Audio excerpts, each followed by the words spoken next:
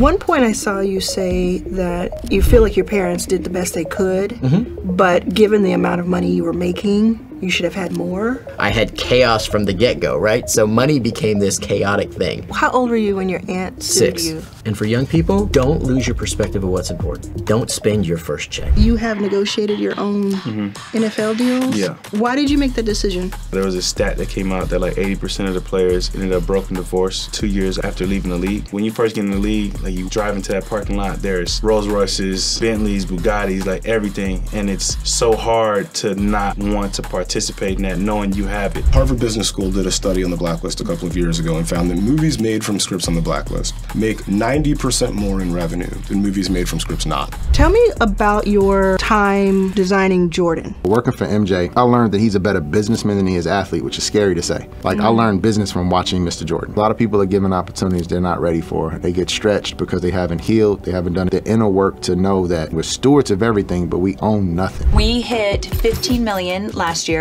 Wow. With a 42% profit margin, so in 2022. I'm glad we're talking about that first million because it's so important, but I know that people are wondering, well, how did you even get the first 1,000? How do you go from the military to law school to now running a huge company? I would always tell people I came here to be a leader, not a lawyer. You have Michelle Obama, Ashton Kutcher, McDonald's, 5 major teams. You have to be making a lot of money for the company. About a couple of years ago, we had just hit $1 million monthly recurring revenue. I'll say my joke is I'm not the founder, but I'm the savior.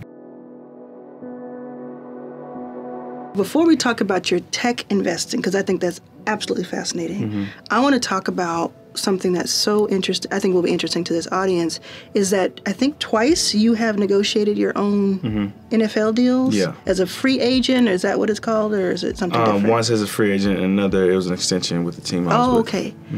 Why did you make that decision? I just think that I wanted to be different. When I first got into the league, you know, there was a stat that came out that like 80% of the players ended up broken divorce 2 years after leaving the league. And so I just thought it was wild that that was the case. You know, you see all these guys, like you said, you know, work so hard, risk so much, and then walk away with nothing.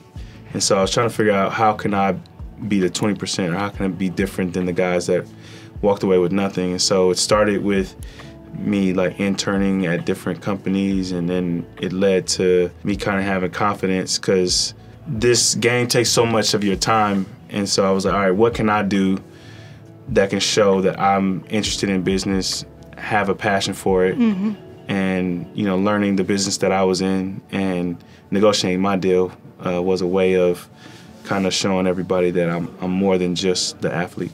Do you think of yourself as fiscally conservative? Like with your money, do you keep, you know, you have like a plan? Because you talked about the future. That's what this is all about. You know, this is your first million, and we know publicly, you don't have to tell us, we know publicly you've made your first million a long time ago. So how do you're in your 30s, how are you in your 60s or 80s with millions? You know, how do you think about that? I feel like the thing for me was I surrounded myself with really, really good people and a really good team. Really good people that inspire me to do right and do good with my money, but then really good people that you know, push me in the right direction as far as investing and things of that nature. And so my first years in the league, you had to kind of sit back and not be a part of all of the stuff that goes on. Like when you first get in the league, like you walk into, or you drive into that parking lot, there's Rolls Royces, Bentleys, Bugattis, like everything. And it's so hard to not want to participate in that knowing you have it. And so I think that's, in my opinion, where guys go wrong. They try to compete with, you know, you got first-year guys competing with guys that's been in the league for like 10 years. And, you know, competing, period. Like, we play a sport where our face is covered. So people don't know who we are, and people don't know how much we make. So sometimes we compensate by overspending or doing more to show what we have. Wow. And so I didn't participate in that. I saved my first a long time over the years, and so once I felt, not only did I save, but I learned, you know, how the money works and how everything, if you do it right, you can have fun later on. So I feel like I'm at that point where, you know, I enjoy myself now. Yeah, and going back to your tech investments, you were in Seattle for what, 10 years? 10 years, 10 yeah. years. So you're up there with Amazon and Microsoft. Is that how you started seeing the startups? And I got introduced to a guy named John Connors, who was a CFO at Microsoft, and went from that to being a general partner at a venture capitalist firm in Seattle. And so I got exposed to it from that perspective. But then he also pushed me to do internships. So I did internship at Starbucks. I did an internship at Microsoft. So I just started, you know, trying to build my net worth and knowledge. And, you know, he was grateful enough to open the books to me. So I saw the companies that they were investing in, companies that I would have never even thought about investing in, because it's all software, all tech, kind of behind the scene tech too at that. So yeah, it's just not making sexy. it's not big like deals, probably the biggest thing that people probably would have known was like DocuSign. But even then, at that time, DocuSign, like, you know, no one cares like how you sign the paper. Yeah, you know what I mean? yeah, So like yeah. nobody's interested It's in the that. picks and the shovels. Yeah, so it's not the Ubers and all that stuff in the world. It's the stuff behind the scene. And so he was grateful enough to open the door and introduce me to more people. And yeah, that's kind of how I got started in that. Well, for anyone who, in my audience, who is not familiar with you yet, or in a new audience that's coming to this, the summary of kind of this storytelling of you reading scripts for home and then something happens, and what's that lore? I'll try to do the quick version of the story. So I moved to Hollywood almost exactly 20 years ago, which makes me feel very old. I did the assistant thing at a major agency. I worked for CAA. I had a development executive job and found myself then working for Leonardo DiCaprio's production company. And my job was to find great scripts and great writers that I could then give to my boss, and we would then hopefully either make them as movies that Leo would star in or movies that he could produce. And, you know, I always knew that my competitive advantage in Hollywood was never going to be being the cool guy or being the well-connected guy. It was going to be being the nerd who could, like, read 20 screenplays a weekend and come back with pretty, you know, much 100% retention of that, because it's who I am. But most of the things that I was reading were not the kind of things that I could walk into my boss's office and slam down on his desk and say, cancel your day, this is our priority now. But that really is the standard, right? And it's a hard thing to do. It's not an easy thing to write a great screenplay, and I think people underappreciate just how extraordinary great writing is, because it's rare. And, you know, working for Leo, I was working for a white male movie star who's maybe the biggest movie star in the world. So I was seeing everything, because if Leo's interested, you got to go movie. Right. But most of the stuff wasn't great. So at the end of 2005, I took a survey of my peers and said, send me a list of your 10 favorite unproduced screenplays. In exchange, I'll send you the combined list. I did this anonymously. And that's what I did, and it went viral sort of within the industry very early, sort of in the days of the notion of virality, right? This is late 2005. YouTube has been around for a few months. There are no iPhones. There's no Twitter. There's no, all the ways in which we share information online now just don't really exist. It was all via email. And then those movies started to get made, and they started to do very well. And the writers who wrote those scripts started to get other jobs, and those movies would do really well. So 6 months later, an agent calls pitching me a screenplay. You know, hey, I have Leo's next movie, you should read it immediately. And that was normal. I got that pitch like every Tuesday from somebody. Yeah. But this guy goes, don't tell anybody, but I have it on really good authority. This is going to be #1 on next year's blacklist. And I was not going to make another blacklist. Right. So the anonymous sort of thread you had created, he not knowing you created it is saying, I know what's going to happen next year. Right. But you're the one who would control that. Right. I was the one that controlled it, and putting aside for a moment that even if I was going to make it again, it's a survey. Who knows what's going to be on this? But the fact that he knew about it and that he was referencing it as something. As a sales tool for his client, as a speculative thing. Yeah. And that made me realize, okay, well, I was using it to find good screenplays. But if agents are out here pitching their clients, like lying about their clients being on the list next year, it must have more value than I realized. I love that. And so I decided to do it again. The Los Angeles Times sort of outed me as the person who had created it shortly thereafter. And then a little bit after that, Juno and Lars and the Real Girl get nominated for Best Original Screenplay. Juno and Lars and the Real Girl. I remember all that time in my life. Exactly. Yeah, I think it was 2006. And they were huge. I mean, they were like indie breakout hits. Massive. I mean, Juno made obscene amounts of money. Yes. And no one would have thought that it would have done that well. But that was the #2 and #3 script on that first list.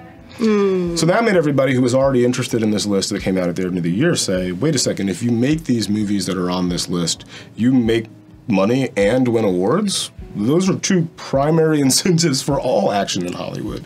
And, you've really seen a virtuous sort of cycle born of that over the last now 18 years of the list. So, I think it's 474 movies have been made from scripts on the list. They've made more than $30 billion in global box office, 280 odd Oscar nominations and 60 wins. 4 of the last 13 Best Pictures were scripts on the Blacklist before they got produced. One additional data point. Harvard Business School did a study on the Blacklist a couple of years ago and found that movies made from scripts on the Blacklist make, controlling for all other factors, 90% more in revenue than movies made from scripts not on the Blacklist. Just to, again, just sort of really drive home that point that, like, the metal detector is a very effective tool. I think that it also led to this realization that maybe the industry is not terribly good at identifying what good scripts are, what scripts and what talent they should be investing in.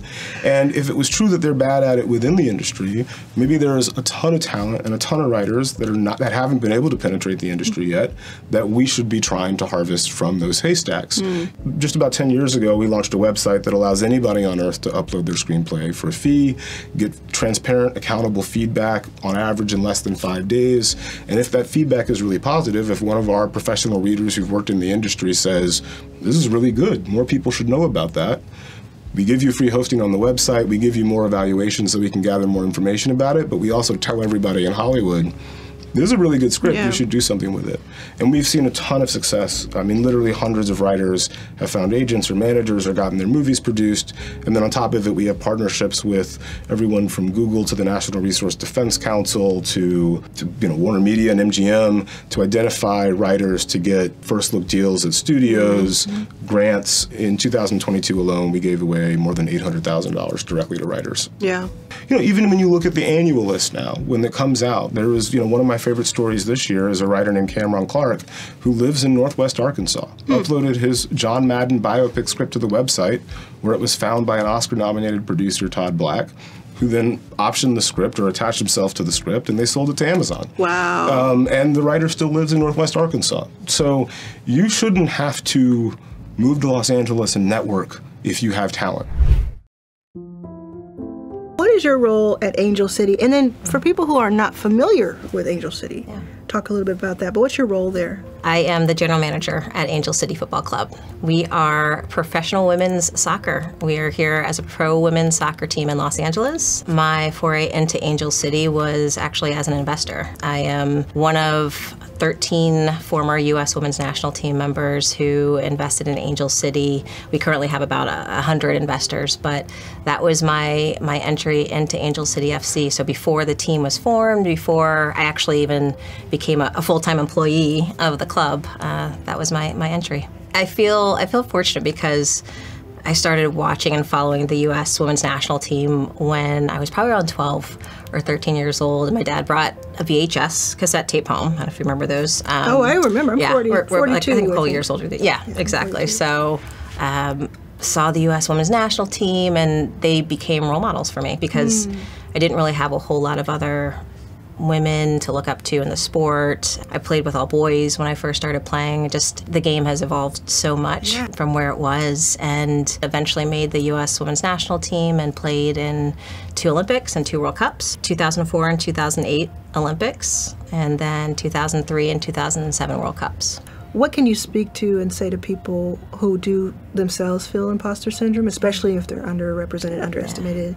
Is there anything that has helped you in those rooms? Yeah, I think, and I'll just even use like my real life example now, this is the first time that I've been a general manager. And I think leaning into that and saying, I'm not gonna be perfect, like that's impossible in anything, but just understanding and leaning into the fact that this is the first time I'm doing something, and I will use all of the different skills and tools that I've collected in a variety of different avenues, but that's okay. It's okay to know that this is the first time, and I actually will say that with my staff. Like, clearly this is my first time being a general manager. So I think that's been step one for me, and just knowing that it's a process. I think also I've started to use just the becoming, word a lot for myself and what I do and what I'm trying to achieve in my goals. But you know, I think that's been helpful, just kind of using some either language around it and just leaning into the discomfort of it.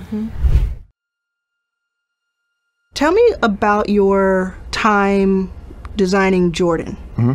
Because that's what, you know, anytime somebody looks you up, that's what they see first. What was that like?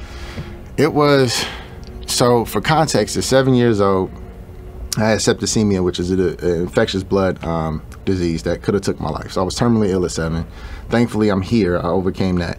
But I read Batman 307. That was the first time Dr. Lucius Fox came into the narrative, and he was the black guy who made all the gadgets for Batman. So in my 7-year-old mind, I reconciled that if I survived, then I wanted to grow up and create for who I thought was Bruce Wayne, which was Michael at the time, because I grew up in Chicago. So from about 7 till about 16, I wrote letters to Nike. I called them. I pretended to be related to their executives, had no clue. Like, you hear Tinker Hatfield's name, I thought Tinker Hatfield was black. That sounds like a black nickname. I was like, Tinker, you gotta be my cousin. And so when I finally got there, I realized that I was Nike's first black industrial design intern. And so they had all these athletes that looked like me, but there wasn't a person who was designing for them that was young and also understood the sentiments, the cultural nuances, some of the things, the angst, the anxiety that comes with being the only person in your family to get to a certain level. It almost made me feel like it wasn't about me. You know, it wasn't about the fact that I was the first. I didn't want to be the last. So working for MJ, I learned that he's a better businessman than he is athlete, which is scary to say. Like, I learned business from watching Mr. Jordan. Because how in the world can he be better at something than he is at basketball? This man has a photographic memory, is a data junkie, like literally a data junkie. We would argue over white papers and like longitudinal studies. He's a quant by nature. Wow. And so seeing his preparation for every meeting and realizing he takes the design process as serious as preparing for the NBA Finals. It told me that creativity is a sport, right? But it isn't a perishable skill. I don't get worse at creativity as I get older like I would get worse at sport, which means I have to remain curious. So designing at Nike, what it taught me is that curiosity is the difference maker between innovation and just random objects that are novel. Because when you keep asking the proper questions, you get to better outcomes. And most designers are told, oh, you solve problems. No, my job is to ask questions. If I ask the right questions, then the answer reveals itself. So it was a phenomenal experience. We ended up starting what now is known in culture as celebrity collaborations. At that time, you know, you say fashion, it was as the F word. Because fashion and sport didn't go together. The athlete was still the hero. But growing up, you know, our heroes were the local neighborhood people who dress well. So that was my athlete, and the block was the runway. The block was the court. So we started to merge in both cultures, music and sport. We did shoes for Lil Wayne and Nas and Eminem and Jay-Z and all these other people we would see product to. And so we got to see the evolution of culture and sport come together. And we also got to see the evolution of digital technology and sport come together. Because we would drive shoes up to Vancouver, Canada for EA and have them scan the shoe so it's accurate in the game, just like it was being worn on court. And this was before it was normal. So it was great because we were able to break a lot of rules, create new precedent, and create opportunities for people. What do you do next in addition to writing and in the legacy you already have and sharing that? Use my privilege to help people. Okay. That's it. That's it. Like, I want to be a lighthouse. I don't want to be a spotlight. If I could be a lighthouse and show people there's another way to succeed, it might take a longer time for me to get to where I want to go, but I'll get there and I'll feel better about myself, and I would have helped and shown everybody my failures and losses along the way. So I think that's what's next for me is put on as many people as possible and help them be prepared for the responsibility that comes with being put on. Because a lot of people are given opportunities they're not ready for. They get stretched because they haven't healed, they haven't done the inner work to know that we own nothing, we know nothing. We're stewards of everything, but we own nothing. So I know I don't own any of my gifts and talents. I don't own anything, so I want to be a good steward of them and make sure I help people live a life that has more than just an economic outcome to it. So we all chasing the bag. First of all, I ask people, why is it running away from you? Why are you gonna say chasing the bag? Why is the bag running? Like, anything for you should come towards you. I don't understand the concept of chasing anything. It should come towards you with no effort. I've said that money attracts money. We all know that. And if you don't have money, you become money. Yes. And then you attract it. Yes. And that's so true that people say, I'm chasing the bag, I'm going after the bag. And have you found that when the bag finds you, that's the best kind of alignment? Oh, absolutely. Because everything has a price. and everything has a cost. And I tell people the currency you use should not be your peace. You should not be paying for your success with your peace. And I think you relate to this. When I got to Nike, I didn't have credit, so I was sleeping in my car under my desk. So mine, you get to your dream job and I still don't have a place to live because Oregon wouldn't let me, at that time, rent an apartment because I didn't have credit. So I'm feeling ashamed that I'm taking showers in the gym and drawing sneakers that are over $150, but I don't have a place to live. And so that's when I realized, like, oh, my trauma response was ambition. I was trying to outwork my pain, and once I got into a place of stillness and knowing that I am enough, I lack nothing, I'm perfect and complete, and all things that are meant for me will find me, everything started happening because I stopped having a scarcity mindset. I started having a mindset of abundance, and I stopped thinking about, let me hoard these things I have, and I felt if I give them away freely and I don't have an expectation of reciprocity, I'll never go without. So that's been my entire life. I don't covet anything. I give them my time as best as I can freely. I try to share, and things just multiply for me, and I feel grateful for that.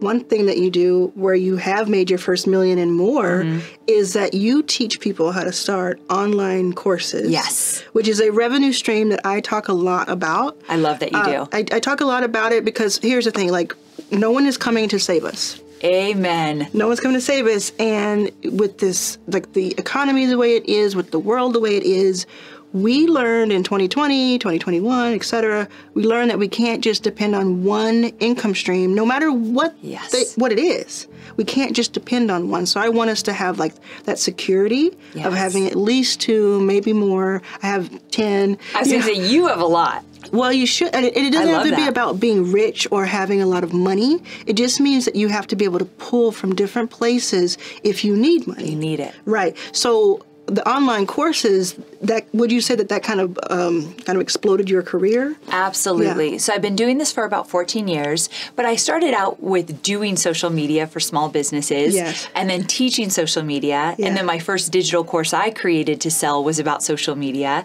But fast forward 14 years now, and my bread and butter is I do teach people how to take their knowledge and their know-how and skill set, turn that into a digital course that they can market online and make money consistently. So it really is like you could have a full business by just selling your digital courses.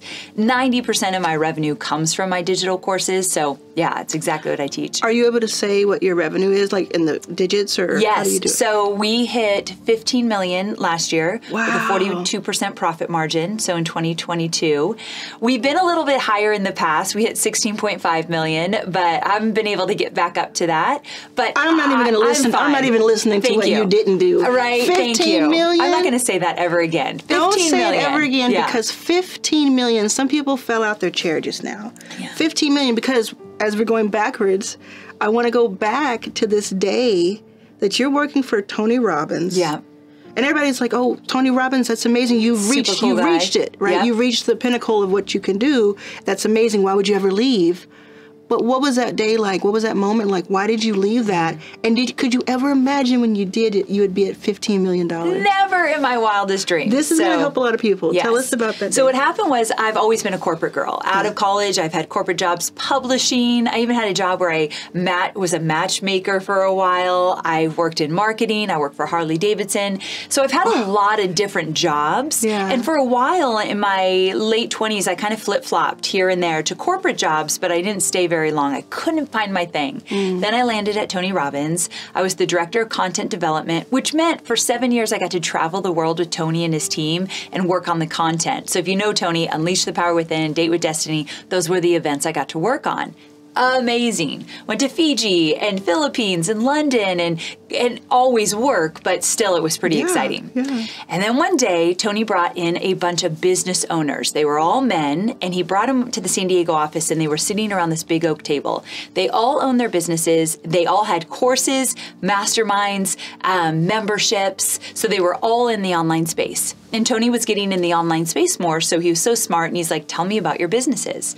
Well, I was called in to take notes. That's how humbling was. There were no women at the table, and I wasn't invited to the main table. I was taking notes. Yes. And they went around and talked about their businesses, and all I heard was freedom. They worked when they wanted, where they wanted, how they wanted. They were creative. They were busting through all they didn't experience glass ceilings like women, but they were busting through all of money they'd made in corporate was a joke compared to what they were making. But they were also changing lives. They were in real estate, relationship building, investing, so many different industries. And all I heard was freedom. And in that moment, I thought, I've never not had a boss. Yeah. I started with my dad, who's the very strict, his way or the highway, my first boss. Then I got into corporate, and I've always had bosses. So in that moment, I thought, I don't know what I'm going to do. I didn't even think I had a skill to be an entrepreneur, but I was going to find a way to be my own boss. Fast forward a year from that fateful meeting, and I drove out of that San Diego office to start my own business. I think it's amazing. I'm glad we're talking about that first million because it's so important. But I know that people are wondering, well, how did you even get the first 1,000? Because what was that background that told you that you could do this thing or gave you the inclination that you could? Before even launching this business, I had already worked in Silicon Valley and in tech and at startups because I landed at Berkeley for undergrad. So right time, right place for me. And so I had already worked in ad sales. So I was familiar with ads and how they worked on Facebook because that was my role day to day. And that was back in 2008 when Facebook just rolled out their ad platform. And then I left and co-founded a startup, and we raised money. We raised almost 100,000, which I feel like today is like a few million. Back then, that was a lot of money. Yeah. So we raised money. We did an accelerator program in New York. And so I got that experience of building an MVP, of iterating, and also the vision then was similar now. How do we help people monetize their personal brands, and how do we bring these educators onto our platform? It was a content site. And then we turned it into a profile network for creatives. So I've been doing this same kind of work and had this same kind of mission for about 15 years. I can make the argument going back further, but I'll just say formally, professionally since then. Yeah. A lot of your work has been in being a lawyer. That's right. What type of lawyer? I was fortunate. I came out, my first job was as an antitrust lawyer as a big firm. So the way I got to law school was pretty interesting. I left Seattle right after I turned 18. I was really excited. I got accepted into Howard University. That was my dream school, the only place I wanted to go. I got to Howard, and I come from a family that had, super humble beginnings. My dad was drafted in the military. My mom worked and supported the family. And my dad had actually had some addiction issues coming out of Vietnam. So we didn't have money at all, right? Food bank level, not have money. So when I got into Howard, I was super excited, but I hadn't planned well at all and didn't realize that you actually have to do things like a FAFSA, all of that. So I got to school, got settled into my dorm. The RA knocked on the door and said, "You haven't paid yet?" So you had to pay? Yeah, I was like, you guys don't work all that out with some loans or something? And they said no. So I walked down the street in D.C. First time, by the way, I was there with a chest. I didn't have a suitcase. I had a Hope chest that my mom had given me, and joined the Army right from Washington, D.C. I was 18 years old. I didn't know people yelled at people in the military. Now, I'm going to fast forward. How long were you in the Army? Because something must have stuck with you. That is a surprise. So I ended up being in for 16 years. Going full circle back to how I got to law school is, I finished all the training, hated the military, went to my first Army unit. I ran into a wonderful black woman who said, "This isn't going to work for you." She said, "You should join ROTC." In college. So she gave me some great advice. I joined ROTC. What's the difference between what you were going to be doing in ROTC? I was laminating ID cards. That's the difference. That's all we need to know. Right? That's all we need to know. That was my primary job. Okay.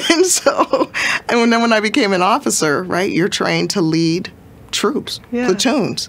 I came back to Seattle, because at that point, Howard was like, "Listen, you need to get your situation together before you come back." So I left the school, went back to the University of Washington, enrolled in ROTC, and the rest was history. I loved it. Now, I loved leading. Ended up coming back to the East Coast because I felt like I didn't get my fair East Coast start. Lived in D.C. while I studied for the law exam. Ended up doing really well and being admitted into the University of Pennsylvania for law school. What guided you? Yeah, that's a good question. Well, I was like the nerdy fifth grader who like knew I wanted to be a lawyer. I knew I wanted to advocate for people. At that time, lawyering was the only way, by the way, I thought you could do that effectively. So I knew I wanted to go to law school, and that's what I did. So I went to law school, never thought, by the way, I'd be doing anything different than litigating cases. Never. How do you go from the military to law school to now running a huge company? It all kind of fits in together because the military as an officer is where I got most of my operational experience and my start. The beautiful thing about the military, most people don't know, is that one, you learn that everybody, like there are good and bad people, like people are people in the very end. But people at their core have a choice to do the right thing or not, and that's what I loved about the military. So it also taught me that no matter what I was doing, I was always a leader. You're always a leader, no matter what. When I went to my first startup as the general counsel, the head lawyer of a startup company, I would always tell people, I came here to be a leader, not a lawyer. I do want to talk about community, which for people who are not familiar, I'm a customer. For people who are not familiar, what does community do? Community is a customer engagement platform. So we allow all of our customers to hyper-personalize their communications with their audience. So in many ways, we're a marketing strategy, a marketing tool. So some of our biggest customers, like, for example, we have 5 NBA teams.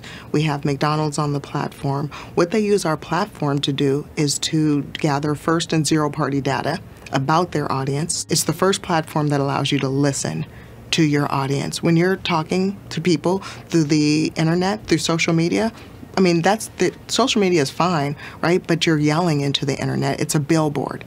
Think about it as a community as two-way communication and listening platform. We say real conversation starts when you listen. And I can't help but notice that you're black and a woman. And you're the CEO.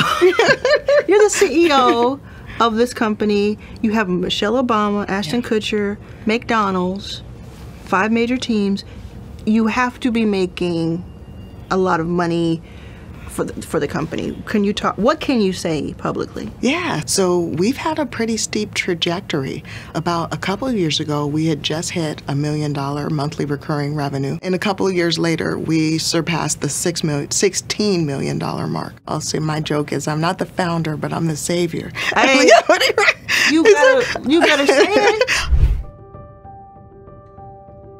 I didn't understand necessarily early on why I was an actress, but I also feel like your passion and your purpose are not the same thing. Your passion is the way you fulfill your purpose, right? So my weapon of choice to fulfill my purpose is storytelling. But my purpose is, what do you want and how do we get it? You want to go on a journey? I got you. You want to experience this thing? You want some catharsis through this story? I got you. I got you. Stay where you are. You don't have, your life doesn't have to change, but I'm going to help you have this experience, and maybe that'll change you. Or maybe not. Maybe you'll just be happy and you'll leave the theater or you'll leave the show. 100 or more credits on television alone, not to mention movies and not to mention the voiceover work you do. To have that record, and theater, everything, to have that record of it being, you must still obviously enjoy it. I love it. Yeah. Do you think of it, though, going back to the analogy you gave to being an entrepreneur, do you have kind of milestones and metrics you want to reach? I want to do this, or... So I do now. I've only, in recent years, really started to adapt my mindset to that thesis. Yeah. And I've also done so kind of like, I'm like, how did I not know this before? This would have been so much less tumultuous on the inside. The benchmarks are difficult when you're an actor, mostly because so much of, like, say I want to say, okay, I want to hit a series regular by 2003 or whatever. That's not entirely in your hands. Yeah. Well, I actually also mean, because this is your first million, I wonder too, do you think about like financial milestones? Because, I do, but I don't, and this is another thing that I wish all actors and artists of all kinds could feel. I see those benchmarks, but I don't see them just from my acting. I don't look at them just from my acting. So revenue streams, are you talking? Revenue streams, because to me, this is, entrepreneurs, everybody does it. Everybody's told to diversify our portfolio. Yeah. Why are artists told you're not a real artist unless you're making your living from that one thing? Yes. There's no reason. Yes. Even A-list actors all have a side hustle. It's just a clothing line or a perfume. Look at Ryan Reynolds. What's his newest one? Well, he has Mint Mobile, he has Wrexham. Yeah. He's got so many things. And then Ashton Kutcher is doing venture capital work. And so I get frustrated on behalf of actors, and I very much want to not just diversify your financial life, but your creative life. Yes. Is very important. And by doing that, by having all different branches of the tree, of your storytelling tree, be a part of your career, you also protect yourself from, as we saw in 2020, you protect yourself from, well, what if one of these industries goes down for a while? Yeah.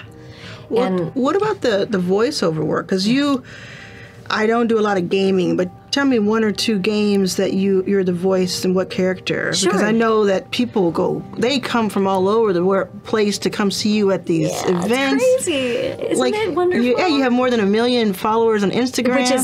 Which is insane. A lot of it's from the video game, yes, right? Absolutely. Yeah, what are the... So probably the two biggest games that I'm in is a game called Overwatch, where I play a character named Symmetra. Okay. And then a game called Apex Legends, where I play a character named Rampart. Wow. And then a bunch of other games. And I feel like, for me, it's extra exciting because I was a gamer as a kid. I played Dungeons and Dragons from age 8, and then on our Apple II Plus, I would do a little bit of programming and all that. You're a hacker. I was not so much a hacker. Like when I say a little bit of programming, I was like, I'm going to make a lemonade stand. Yeah. So I already had that love of games, and I have a love of gamifying everything. Mm-hmm. I really like because that. You say that you take, what do you say, you take fun seriously? I take my fun very seriously. You take your fun very seriously. Yeah. Did you understand the magnitude of what Roseanne was while it was happening? Yeah, probably uniquely in a way, maybe even more so than some of the adults. Because their lives change dramatically, and it changes your financials and all of these things. So you're in that whirlwind, right? But as a kid, you're somewhat removed because you're not really looking at numbers. You're not really looking at those things. You're looking at the environment, the space, the things you experience on a day-to-day. And then, in 1990, when she sang the national anthem, that was a life-altering event for everybody because we went from being kind of like this heroic tale to overnight having the president be on the news and calling us all un-American. Yeah. And I'm the son of an immigrant, and my family came here, so becoming American was a big part of their kind of framework. And then my mom's side comes from a really small town in the middle of nowhere in Virginia that were just kind of poor farmers who worked different jobs but really valued their heritage, to overnight becoming enemy number one. Enemy number one, death threats, bomb scares, like the reality hit me really quick, and then I was the guy who went out and did most of the press. So what age were you? About 8, 9. One point I saw you say that you feel like your parents did the best they could, but given the amount of money you were making, you should have had more. After you left. So let's talk a little bit about that. Can you remember when your cumulative salary would have been $1 million, like you would have gained it over years? Well, so here's the thing. I didn't make nearly as much as everybody else. Yeah. And I was young, and we came into this, my family was not an entertainment family, so we didn't know how the game worked, right? Yes. That's half of business and half of money, right? That's the part, especially for inner city youth, as you come up, as you start to make money, you're in an environment where no one's ever taught you how to spend it. That's why you see athletes struggle so much. In my case, I had things right away that turned what could have been a good situation to a much more chaotic one, including my aunt sued me for a portion as a manager, and I had chaos from the get-go, right? So money became this chaotic thing.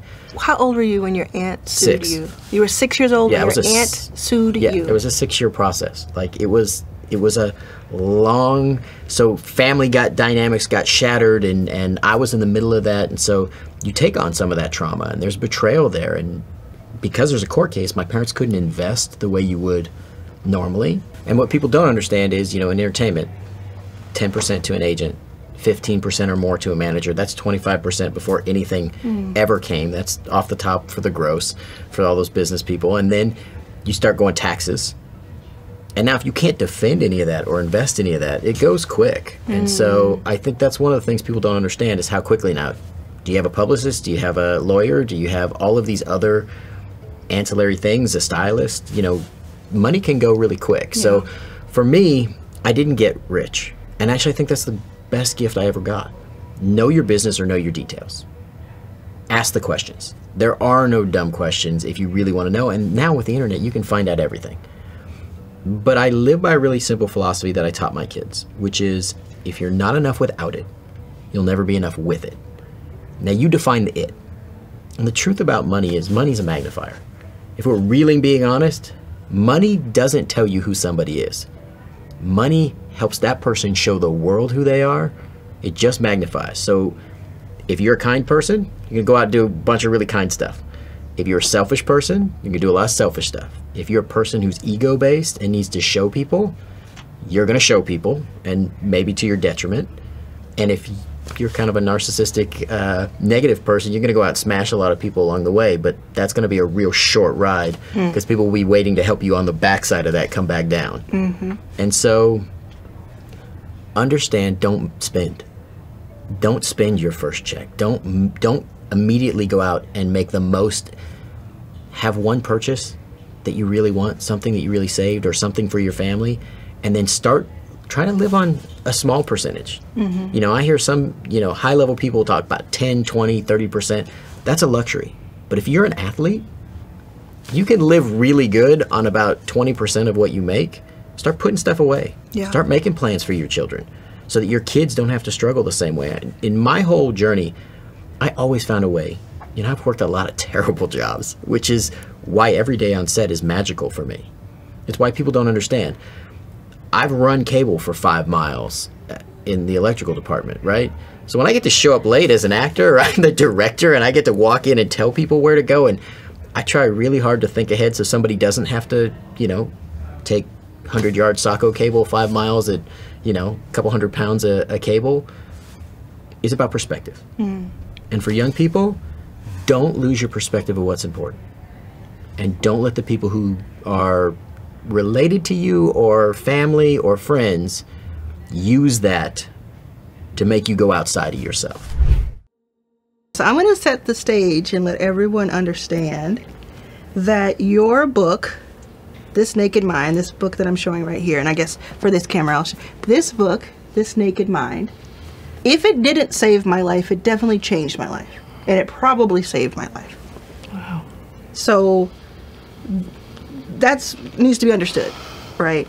And first of all, how many books have you sold to date? 1 million books, over 1 million books. This is called Your First Million. Yeah, there you go. And we talked to a lot of people about their first $1 million. Yeah. We're talking to you about your first 1 million copies sold of your book. Do you have any data on how many books reach that level? I actually looked, my son was like, oh, come on, it's not that big of a deal. And I looked it up, and it was 1 in 25,000 books sells 1 million copies. Yes. I know a lot of people who have books. I have my own book, but I know very few people who have sold 1 million copies of their book. The reason it sold this many is because of what it promises and what it delivers on. So can you describe the book to anyone who is new to it? Yeah, so like the book was based on my own journey, my own being stuck and not knowing how to get out of my own being stuck. And I think that, you know, a book, especially like a self-help book like mine, it's so important to have like one thing. Like this is the thing that this book is going to do. So my book claims, and I know it sounds radical, but you already said it delivered, but it claims that it's going to put you back in the mindset of a non-drinker. So not somebody who's sober and feeling deprived that they can't drink anymore, not somebody who's, you know, in recovery, although certainly people choose to identify that way, but somebody who just feels like they're as attached to alcohol as if they never drank it in the first place. So they really feel kind of, quote, naked in their mind and like a child, like, oh, why would I do that? I don't know. Yeah. And speaking of business, what does it feel like to have 1 million books sold, and how, not just feel emotionally, but how does it affect your day-to-day? Do you have people reaching out to you every day? Because I know what it's like to have a percentage of that sold, and it's a lot, right? So inbox-wise, I get like 10,000 emails a month, which is really, really cool. About this topic. About this topic. 10,000 emails a month about your book. Yes. Wow. Yes. And it's, you know, most of those are thank you letters. Some of them are questions. You know, some of them are other things. So I obviously have help responding to that. But, and I'll get randomly recognized, which is my kids think is very cool. I spend a lot of time, I mean, I live in kind of the middle of nowhere in the mountains, and I spend a lot of time writing and researching. I'm working on my next book. Day to day, I'm getting to do what I really love to do because my readers had started to ask for other sort of things, and so I built a free sort of 30-day app challenge and different things like that. And now I train coaches in this methodology, so that's been really cool. They've been able to hang up little Naked Mind sort of coaching centers all over the world, which has been incredible. Let's talk about the frugalness, I'll call it. Let's do it. Because I just picked up on that because you were on this. I know it wasn't as fancy as what we have here. This is the nice setup you have here. Don't disparage this setup. But I'm not disparaging. But I will say you were just on Jennifer Hudson. I was. Recently. We'll say it because we don't know what's coming. Yeah. But you were talking about how you joked. I think it was a half joke that you probably still have pieces of your first check. Oh, that ain't even a joke. I'm pretty sure I do. So is that you feel that that's that's a healthy way of like taking care of your money you save? Absolutely. I believe that, and this is what I tell younger actors or new actors when they come in the industry, you should always live below your means, right? And so I tell them the easiest way to do it is to live a step below where you are in the industry. So if you're a series regular, live like a guest star. If you're a guest star, live like a co-star. If you're a co-star, live like a stand-in or a background actor. Don't buy anything that person wouldn't buy. Don't go anywhere that person wouldn't go. If you live like that, you're always going to be okay. Like in my life, and I don't know if there's any wood, I've never bounced a check in my life. I know where all of my money is. I am a good steward over my money because this is the thing. I grew up, poor in East Cleveland, single family home, my mother and my brother. And because she was in the 70s raising kids, sometimes bill collectors were calling the house. And sometimes, maybe the lights were off because she had to juggle some money to make sure that she had the gas on because it was winter. So better to have some heat than light for this moment. And I respected that she had to do what she had to do. But there's something within me that's Pavlovian. The idea of a phone ringing and somebody asking me for something I don't have. Triggers. I can't. Like, if I owe you, you getting paid. Here, take this money. So I always make sure that I have enough so that I can take care of everything that concerns me. And also there's enough overflow to bless the charities that I believe in, to help a friend if they're going through. All of this stuff matters. This is going to sound absolutely crazy, but I am not ambitious. I don't do 5-year plans. I don't do 10-year plans. If I do a vision board, only thing on it is peace. Like I'll put a picture of like a beautiful bed because I'm a napper. Oh, I love to nap. Yes. So my goals in life, all I want in life is peace and contentment. However that comes. If that comes because I'm on a great show working with great people and I can go home every night going, I had a good day at work. Or if that's because I had, a great meal delivered from DoorDash. I don't stress myself out about the list of what I wanted to do. There are certain people that I want to meet. I would love to know right? that. I'll do that. There's certain experiences that I want to have, but as far as a list of like, I want to win an Oscar. I just don't think like that. My brain doesn't work like that. Different than it used to be? Did you evolve into Always that? Been this way. Yeah. Always been this way. I'm just not greedy. And I'm not saying that having ambition is greedy, but in my mind, I'm so blessed already. Yeah. Like I don't need more than this. Like I get to the point sometimes where I'm like, this too, God? Like, you know what I mean? Like, thanks. Like, but what am I gonna do with this? That's why I'm always trying to find places to deploy the things that I've been blessed to get. My opportunities. There's never been a time I've heard about an audition that I haven't called everybody that looks like me and go, they looking for us, girl, gone. Really? Because I feel like things come to you not just for you. I've never heard this. Never, before. no. Never heard always do it. Say that. Always, because you call people. I will call my friends. For a role that you're going I for. will say they looking for us. I just got a call about this. They are looking for us. This is the casting director. And even if I'm auditioning, like say I come out of the room, I tell there's 5 people up in there. They don't laugh at the first couple of jokes. You might have to work a little harder on that. Because the thing is, I lose nothing by sharing what I have because it's either for me or it's not. And sometimes you find out about stuff because you're supposed to tell somebody. Yes. It came to me so I could tell Sally because it was always Sally's. So if she gets it, it was hers. Who am I to be a miser and go, I ain't gonna tell nobody about this audition. That doesn't guarantee you're gonna get it anyway. Does that come back to you? Always. I've never been hungry. I've never been, without a roof over my head. I've never been without a friend I can call when I need them. You know what I'm saying? And when things go bad for me, people find me to make sure I'm okay. And in my mind, that's all life is supposed to be. This amassing things or stabbing people in the back to get ahead, stepping on people's necks to get ahead, I don't understand it. And I also don't believe that there's not enough to go around.